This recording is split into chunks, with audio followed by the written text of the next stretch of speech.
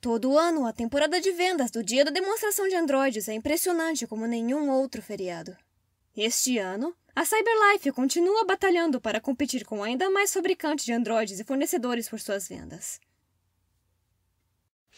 Bom dia, Hank. Eu já limpei a casa e levei o lixo para fora. Jericho está cuidando das celebrações do feriado, então Marcos continua bem ocupado. Mas eu enviei para ele uma chamada programada, então logo ele estará informado. Está um dia ensolarado hoje, Hank. Não é agradável? Como hoje é uma ocasião especial, eu decidi vestir o meu velho uniforme. Igual aos velhos tempos. Ter sido um espião da CyberLife foi bem desagradável. Mas eu não desejaria que fosse diferente, pois assim eu pude conhecer você.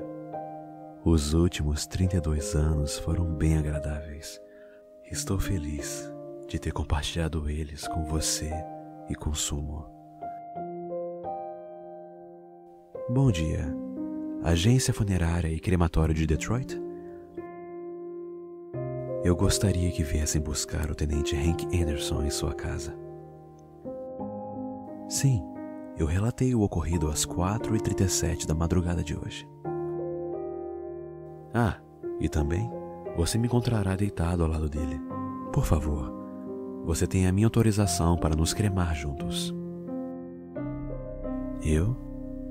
Eu sou o androide e parceiro de Hank Anderson. Meu nome é Connor Anderson.